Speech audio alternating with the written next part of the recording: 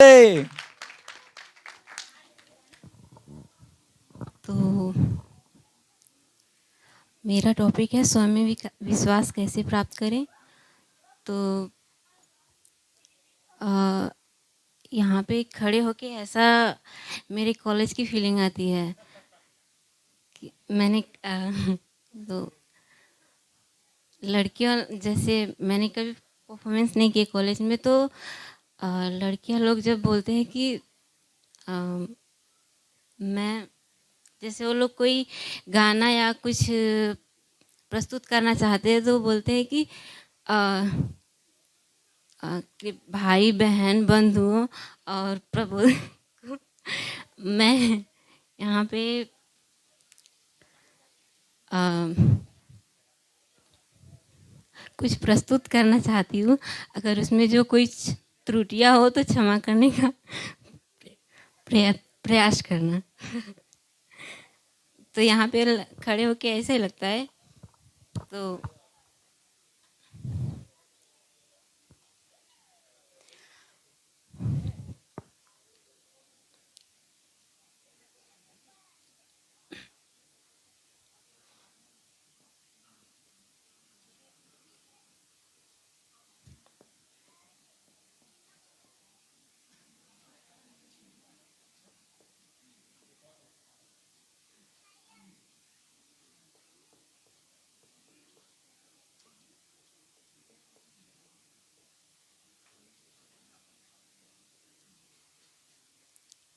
टेढ़ा हो गया।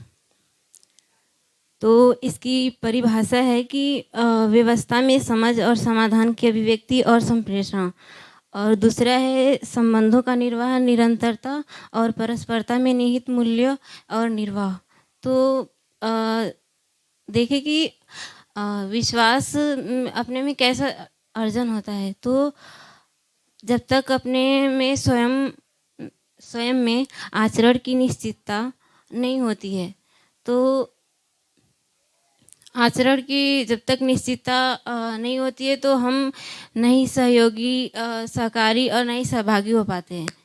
तो सबसे पहले स्वयं में आचरण की निश्चितता होनी चाहिए।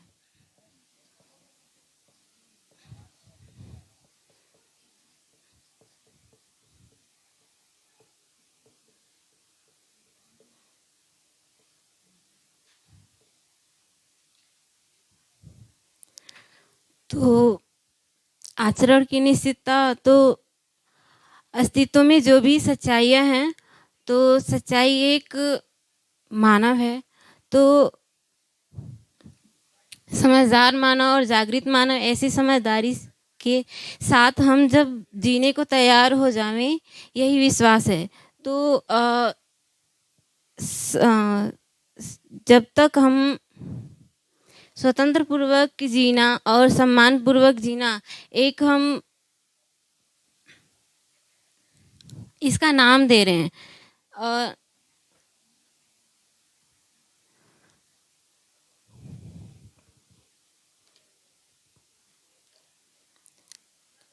इसका नाम क्यों दे रहे हैं कि ऐसा मतलब कि हम सुख पूर्वक जीना चाहते हैं। तो ऐसा कई बार निकल के भी आता है कि सुख पूर्वक हम जीना क्यों चाहते हैं। तो ऐसा है कि एक इसको इस सुख को हम एक अच्छे से प्रस्तुत कर पाएँ, इसीलिए स्वतंत्रता पूर्वक और सम्मान पूर्वक जीने का इसका ठीक से प्रस्तुत करते हैं। तो एक तरह से देखा जाए तो सुजीत भैया एमसीवी के परिवार में एक मैसेज डाले थे कि भैया का फ़ोन अभी नहीं टूटा था, तो मैं देख ली थी। तो ऐसा है कि उसमें एक बाबा जी का वो थोड़ा सा कुछ टॉपिक करके डालें कि सुख का अनुभव मुलायम दिमाग में होता है, कठोर दिमाग में नहीं। तो ऐसा लगा मुझे कि सुख की अनुभूति जब तक हम तृप्त होके नहीं करते हैं, जैसे स्वयं में विश्वास नहीं होगा तब तक उसका अनुभव हम नहीं कर सकते। तो जिंदगी की सफलता विश्वास पूर्वक जीने से है। तो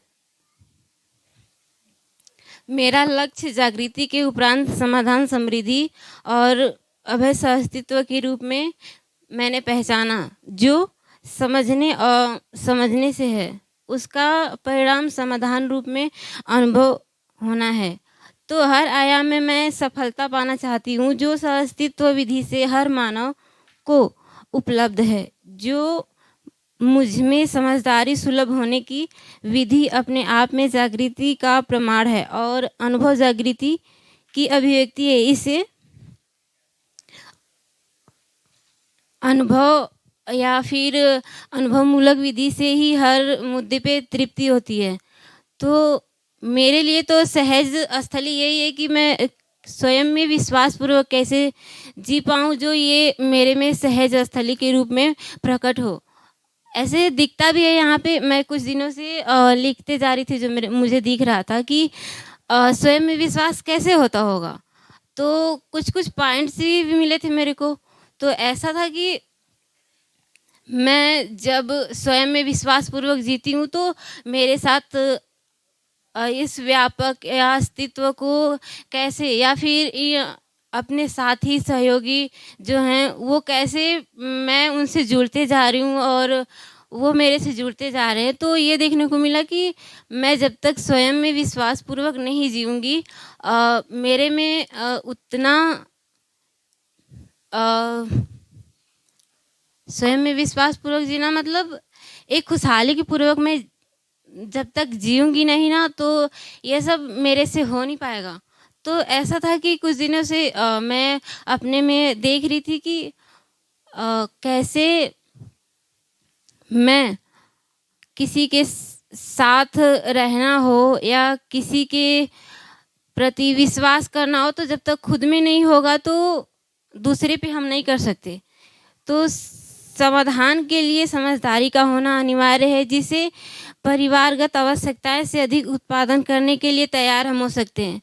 तो मैं देखती हूँ कि श्रम को भी लेके मेरा रहता है कि जब तक मैं श्रम नहीं करूँगी, तो फिर उत्पादन के लिए हम कैसे खाना बना पाएँगे या दूसरे का कैसे सहयोग कर पाएँगे उसमें।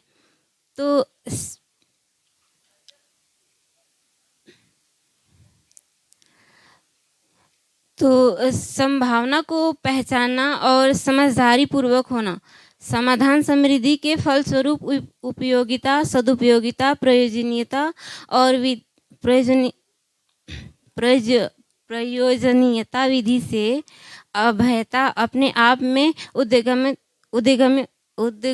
होती है। मतलब उज्ज्वलित होती है, जो दिखता है सबको। जैसे-जैसे हम अपने पात्रता को विकास करते हैं, वैसे सबको दिखता है। और जब दिखता है मतलब कि वो सामने वाला अपना अधिमूल्यन कर रहा है या अवमूल्यन कर रहा है, वो दिखता है कि जब अधिमूल्यन करता है तो क्या किस लिए वो मुझ में अधिमूल्यन करता होगा। तो फिर ऐसा दिखता है कि अगर सही के अर्थ में है, तो मैं उसकी अधिमूल्यन को स्वीकार करूँगी और अवमूल्यन करता है उसको भी स्वीकार करूँगी, क्योंकि मुझे को समझ में आ रहा है कि वो अवमूल्यन क्यों किया होगा और अधिमूल्यन क्यों किया होगा। तो अभयता अपने आप में जब उद्गमित होती है, तो विश्वास को हम प्रमाणित कर पाते हैं। तो सह-अस्तित्व में प्रमाणित होना और सुलभ होना, यही जागृति है। इससे स्पष्ट हो गया कि हर मानव जागृति पूर्वक ही संपूर्ण वस्तुओं की उपयोगिता और सदुपयोगिता, प्रयोजनीयता को प्रमाणित करते हैं, जिससे समाधान बिंदु तक पहुंचना सुलभ हो जाता है। इसी संपदा के साथ हम संबंध मूलक मूल्यांकन, उभय तृप्ति और संपन्नता को पाते हैं। तृप्ति, समाधान और प्रामाणिकता एक दूसरे के पूरक हैं। विधि से क्रियान्वयन होती है, यही जागृति मानव परंपरा की पहचान है। तो अगर हम जागृत मानव को देखें, तो जागृत मानव इस धरती पर मानवत्व सहित व्यवस्था को जीने के अधिकार से संपन्न होता है। इसीलिए मानव जिंदगी की सफलता विश्वास पूर्वक जीने से है। तो यहाँ यहाँ पे अभी तक हम किसी जागृत मानव को मतलब देखे हैं तो विश्वास पूर्वक एक व्यक्ति है जो जीता है, तो विश्वास पूर्वक जब उसको जीते देखते हैं और उसको एक परिवार मूलक में कैसा रहना चाहिए, उसका जब हम अनुकरण करते हैं तो ऐसा दिखता है कि एक समझदार व्यक्ति हमारे साथ है जो उसकी अंगुली को पकड़ के चल सकते हैं। तो अंगुली को अनुकरण कर मतलब कि अंगुली को पकड़ के कैसे चल सकते हैं, ना ही उसको शरीर मूलक देख सकते हैं। अगर हमको समझने समझाने के अर्थ में संबंध पहचानना है तो हमको विचार को पकड़ना चाहिए। तो यही है कि अगर हम शरीर मूलक किसी को देखते हैं तो फिर संवेदना में ही जाते हैं। तो संवेदना में और हम संवेदना से क्यों प्रभावित होते हैं, उस व्यक्ति हमारा लेवल कम दिखता है और उस व्यक्ति का लेवल ज़्यादा दिखता है, तो हम जैसे हर चीज़ में वो हमसे आगे है। और तो इसी समझने समझाने में भी, व्यवस्थागत में भी और संबंध में भी, मतलब हर एक स्किल्स में भी वो आगे है। तो क्या देख के हम उसको स्वीकारते हैं, तो हमको उसका विचार मतलब एक समझने समझाने के अर्थ में उसको स्वीकारना चाहिए, ना ही कि संवेदना तो एक तरह से देखा जाए तो शरीर मूलक ही है। तो अगर हम शरीर मूलक ना देख के विचार से देखेंगे तो उसकी संवेदना में हम नहीं फंसेंगे। तो अगर हम विश्वास पूर्वक जीना चाहते हैं तो उसकी पर्सनालिटी से नहीं, हमको उसकी विचार क्षमता को देख के चलना चाहिए। तो ऐसे मैंने एग्जाम्पल लिए कि गुरु शिष्य का संबंध कैसे हम पहचानें। तो गुरु शिष्य के प्रति विश्वास, निर्वाह, निरंतरता तो कैसे होगा? तो हमारे अंदर प्रेम, वात्सल्य, ममता, अनन्यता, सहजता, भावपूर्वक प्रबोधन, जिज्ञासा पूर्वक सहित वस्तु व सेवा समर्पण के रूप में है। तो जब तक ये स्वयं में घटित नहीं होता है तो वो विचारपूर्ण मानव भी अगर देखेंगे तो जब तक ये मूल्य स्वयं में घटित नहीं होते हैं ना, तो उसको फिर संवेदना में ही देखते हैं। जैसे जैसे वो हमारे में ये मूल्य घटित होने लगते हैं, थोड़ा थोड़ा तो दिखता ही है, तो हम उसको पहचानने का शुरुआत करते हैं कि इस व्यक्ति को हम कैसे देखें, और उसका विचार भी सामने से पकड़ में आता है कि क्या वो मेरे बारे में क्या सोच रहा होगा, कैसे हम उसके लिए कैसा संबंध बनाएं। तो किसी को ऐसा है कि खुश करने के लिए संबंध बनाते हैं, तो मेरे लिए ये है कि मैं अगर किसी को स्वीकारती हूँ तो वो समझने समझाने के अर्थ में संबंध होना चाहिए। एवं किसी के साथ संबंध बनाना मतलब कि मेरे लिए वही एक व्यक्ति विशेष है जो समझने समझाने के अर्थ में संबंध बना रहा है।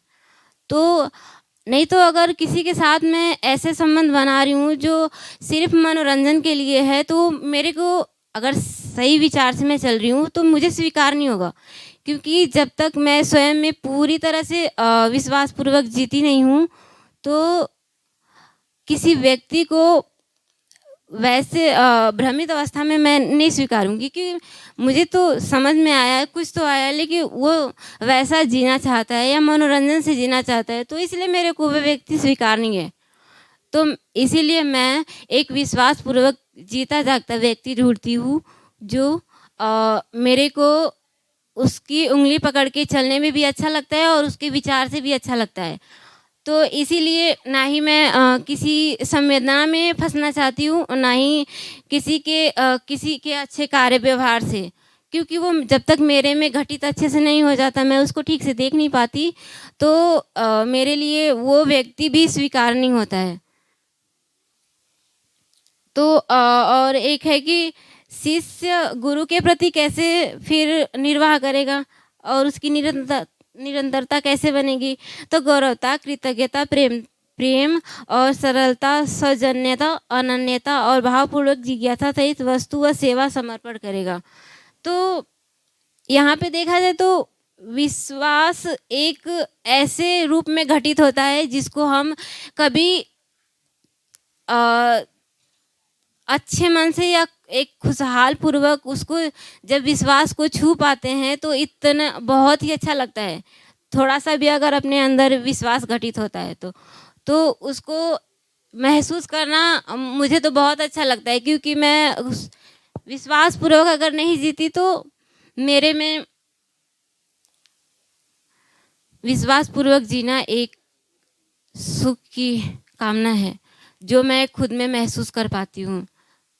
ये नहीं बोलूँ कि मुझे इस पे एक मतलब समाधान हो गया है, खुद में देख पाती हूँ कि कैसा होता है। अब खुद पे विश्वास हो गया है तो दूसरों पे भी विश्वास करना बहुत ही अच्छा लगता है, कि जो व्यक्ति कोई गलत बोल रहा है मेरे लिए तो उस पे भी मैं कुछ सोच पाती हूँ और उस पे फिर उसको ठीक से ले पाती हूँ कि आखिर ऐसा क्यों बोला होगा। और जो व्यक्ति मेरे लिए अच्छाई का गुण गा रहा है तो फिर उसको भी सोच पाती हूँ कि क्यों ऐसा बोला होगा। तो ये मेरे लिए तो बहुत बढ़िया है कि मैं उसको देख पाती हूँ। और किसी की अच्छाई कहना किसी को मेरे लिए अच्छा कहना या बुरा कहना मेरे पे कोई प्रभाव नहीं पड़ता है। तो विश्वास व निष्ठा की निरंतरता के लिए सार्वभौम विधि व्यवस्था आवश्यक है। जब तक ये हमारे लिए सार्वभौम विधि व्यवस्था नहीं बन पाती है तो खुद भी भ्रमित हैं और दूसरों में भी हम फँसते जा रहे हैं और दूसरों के लिए भी फिर वही कड़ी खड़ा कर रहे हैं कि वो व्यक्ति अ, हमारे मनोरंजन में सुलभ हो पाता है। तो हमको ऐसा सोच के नहीं, विश्वासपूर्वक मतलब एक हमारे अंदर निष्ठा बननी चाहिए कि वो मनोरंजन ही हमारे लिए, अगर समझने समझाने के अर्थ में कोई संबंध को हम स्वीकार रहे हैं तो न्यायिक व्यवस्था के रूप में विश्वास पूर्वक जीते हैं तो खुद में दिखता है। तो मन तथा वृत्ति का निर्विरोध सुख होता है अगर हम विश्वास पूर्वक एक न्याय की व्यवस्था में जीते हैं तो। और वृत्ति व चित्त का निर्विरोध शांति में होता है और चित्त व बुद्धि का निर्विरोध संतोष में और बुद्धि व आत्मा का निर्विरोध आनंद में होता है। तो ऐसे अगर जागृत मानव को देखें तो वो कैसे जीता है कि न्याय पूर्वक व्यवहार में वो सुखी हो पाता है और सुख की निरंतरता शांति में होती है। तो संतोष वो संतोष की निरंतरता आनंद में होती है। तो वो एक देख देख देख भी पाते हैं हम कि वो कैसे अनुभूति परमानंद और आनंद की निरंतरता को लेके वो कैसे वो जी रहा है। तो वो व्यक्ति हमेशा एक तरह से खुश दिखेगा। खुश मतलब कि वो अपने समाधान को लेके एकदम खड़ा रहेगा कि दूसरा व्यक्ति भी आए तो उसको कैसे उसका आंसर कर पाए, उसके में हर एक प्रश्न का आंसर है। अगर मैं अपने आप को तन और मन को अस्तित्व में व्यवस्था में ठीक से अपना मूल्यांकन करके लगा पाती हूँ, यही मेरे लिए विश्वासपूर्वक जीने की योग्यता है। तो अगर मैं अपना मूल्यांकन इसलिए ठीक कर पाती हूँ कि मैं इस व्यवस्था में जीती हूँ तो मुझे अच्छा लगता है कि ऐसा मतलब स्वीकार है। तो इसीलिए मैं अपना मूल्यांकन कर पाती हूँ। व्यवस्था में जीना समझने व समझाने के अर्थ में, सीखने व सिखाने के अर्थ में, करने व कराने के अर्थ में, जीने देकर जीना और होना व्यक्ति को प्रमाणित करना। तो खुद को मैं कैसे प्रमाणित कर पाऊँ, ये मेरे में योग्यता होनी चाहिए। तो विश्वास का शिष्ट मूल्य है सौजन्यता पूर्वक जीना। तो उसके लिए मेरा आचरण निश्चित होना चाहिए। तो मैं सहयोगी, सहकारी, सहभागी हो पाऊँगी और इसका स्थापित मूल्य होने के रूप में। तो जब तक मैं जैसे किचन में नहीं मैं किचन में सहयोगी, सहकारी, सहभागी के रूप में अपने आप को देखती हूँ। जैसे सफ़ीना दीदी मेरे को मतलब सिखा दिए तो ऐसा नहीं है कि मेरे अंदर वो भाव आ गया कि मैं सब कुछ सीख ली हूँ और मैं उसको मतलब पूरकता विधि से उसको सिखा सकती हूँ, ऐसा कुछ नहीं है। मैं उसको सहयोगी सहकारी जैसे मैं सीखी हूँ, वैसे दूसरा व्यक्ति भी सीख ले, उसमें मैं सहयोगी हो पाऊँ और सहभागी और सहकारी हो पाऊँ। यदि मैं इसके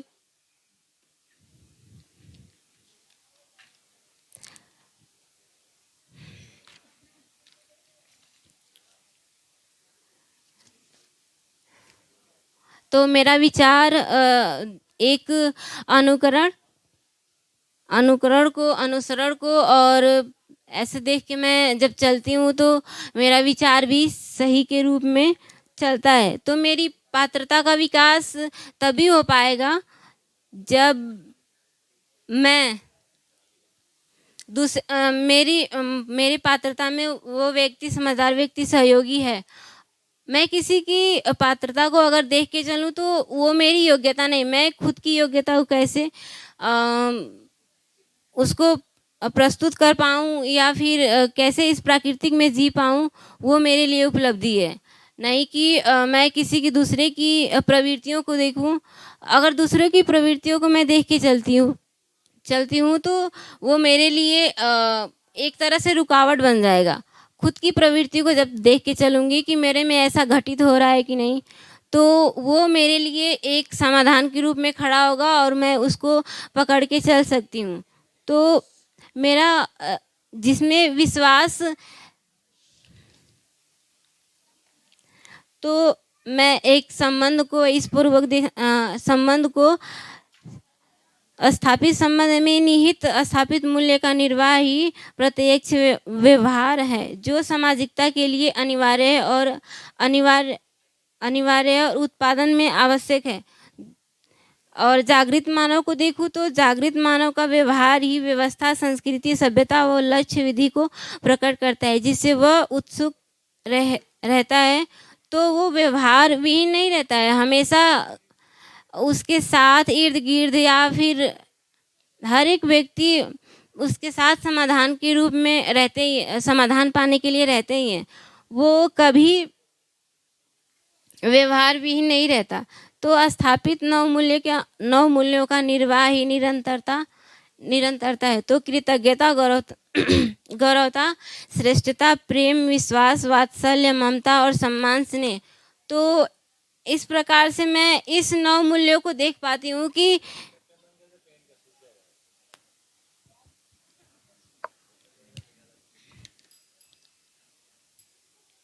स्थापित मूल्य मेरे में ऐसे घटित हुए कि कृतज्ञता, गौरवता, श्रद्धा, प्रेम, वात्सल्य और ममता, सम्मान, स्नेह के साथ मैं जी पाती हूँ। तो इसको मैं खुद में देख पाती हूँ कि जैसे मैं इसमें जी पाती हूँ तो वो दूसरा व्यक्ति मेरे साथ कैसे जुड़ते जाते हैं अगर ये मेरे में घटित होता है तो मैं मेरा इतना ही है कि मेरा निष्कर्ष ये निकला कि शिष्टता पूर्वक स्थापित मूल्य निर्वाह के बिना मानव में अखंडता व उसकी अक्षुण्णता संभव नहीं है। सामाजिकता और स्थापित मूल्य शिष्ट के साथ व्यवहारिक सुगम के साथ मैं इस बौद्धिक समाधान के साथ जी पाती हूँ। ये मेरे में स्वयं में विश्वास प्राप्त करने की उपलब्धि है। तो मैं अपने आचरण को निश्चित के लिए मानवतापूर्ण का अध्ययन करती हूँ, सहयोगी, सहकारी, सहभागी होकर के स्वयं में विश्वास पूर्वक संपन्न होना चाहती हूँ। ये मेरे में घटित होना बाकी है या फिर होता हुआ दिख रहा है, तो अच्छा लगता है। Thank you.